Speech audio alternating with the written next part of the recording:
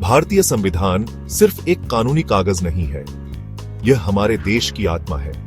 यह हमारे मूल्यों, हमारी आकांक्षाओं और हमारे सपनों को दर्शाता है। यह आशा की किरण है जो हमें एक बेहतर भविष्य की ओर ले जाती है। यह दस्तावेज एक लोकतांत्रिक और न्यायपूर्ण भारत की नींव रखता है। यह सभी नागरिकों को समानता, स्वतंत्रता और बंधुत्व की गारंटी देता है। यह हमारे पूर्वजों के अथक प्रयासों का प्रमाण है, जिन्होंने हमारी आजादी के लिए लड़ाई लड़ी। संविधान एक जीवित दस्तावेज है जो बदलते समाज की जरूरतों को पूरा करने के लिए लगातार विकसित हो रहा है। यह हमारा कर्तव्य है कि हम इसके सिद्धांतों को समझें और उनका पालन करें। आइए इस उल्लेखनीय दस्तावेज के केंद्र में उतरें और इसके प्रमुख पहलुओं का अन्वेषण करें। भारत का अपने संविधान के निर्माण की यात्रा कठिन थी। 1947 में आजादी मिलने के बाद एक विविध और जटिल राष्ट्र के लिए संविधान का मसौदा तैयार करने का काम एक संविधान सभा पर आ पड़ा।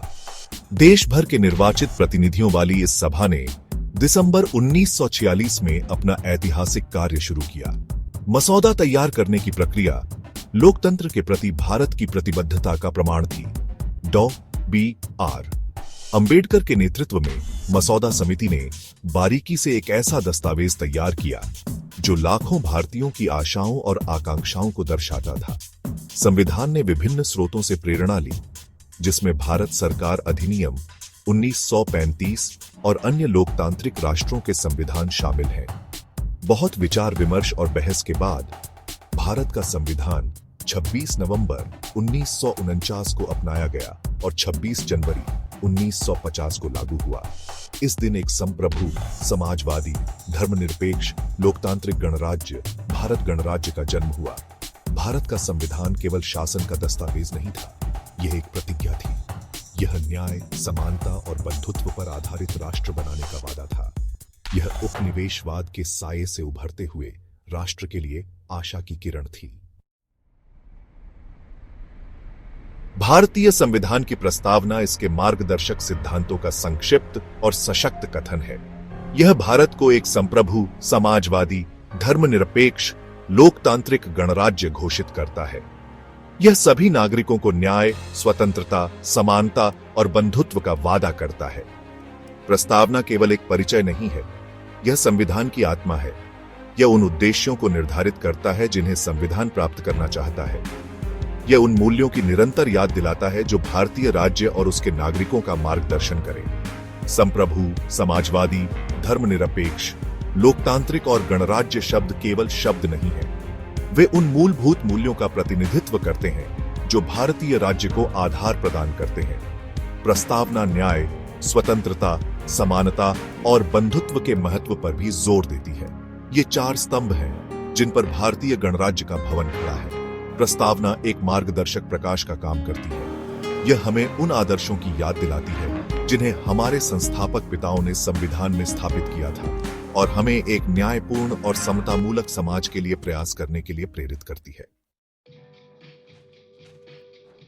भाग 4, आजादी के स्तंभ, मौलिक अधिकारों को समझना। मौलिक अधिकार किसी भी लोकतंत्र की आधारशिला है। ये मूलभूत अधिकार और स्वतंत्रताएं हैं जिनके हकदार हर व्यक्ति है, चाहे उनकी पृष्ठभूमि कुछ भी हो।